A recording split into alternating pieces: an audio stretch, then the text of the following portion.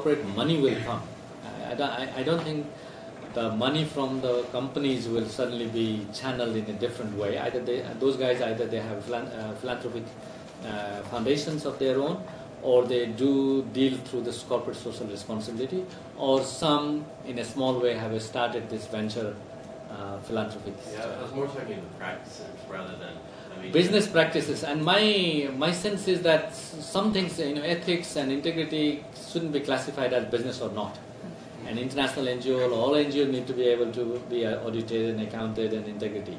So, but I don't think we can import wholesale business practices. And this is, one of the big problems with the current international NGOs are that in hurry, because it's a lot easier to hire a KPMG and ask them to install a monitoring and evaluation system or MIS, as opposed to doing a purpose-built for your mission and vision and values. So what's happening is there is a lot of off-the-shelf, more or less, practices that are coming into the NGOs whose public value, whose value creation is different from the bottom line dollars, and therefore don't fit in.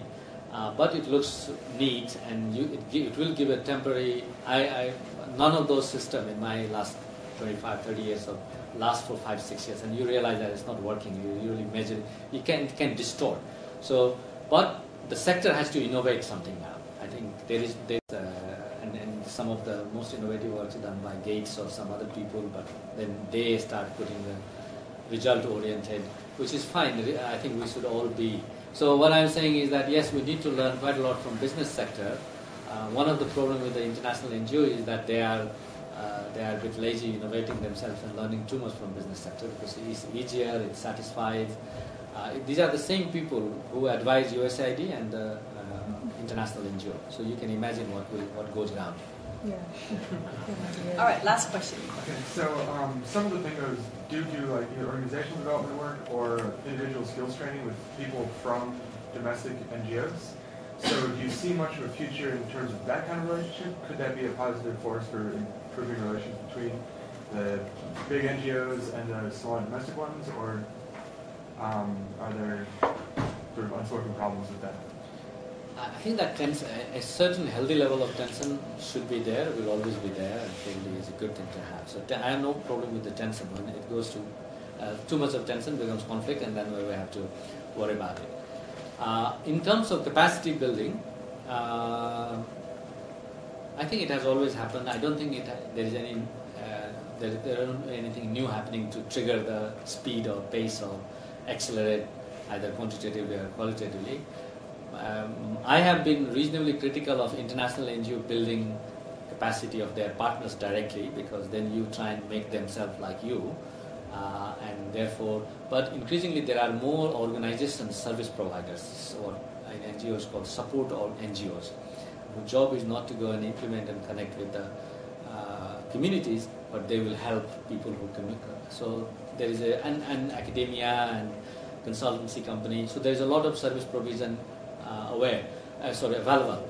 The problem with the international NGOs is that they don't support enough of the capacity building, unless you want to become like them. Are there any who do it particularly well? Sorry? Are there any that do it particularly well, or that marginally better? I think there is no. This boils down to individual rather than overall organization. So in some countries they do better.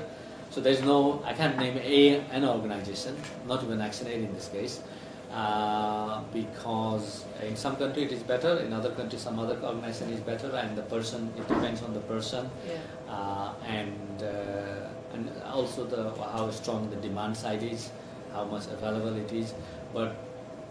Everyone does this be like us kind of thing, giving your capacity to, not all of them are bad, but there is a power relations attached to it. If you want to see some thoughtful thinking about that, I would recommend you look at INTRAC, INTRAC in Oxford, Britain.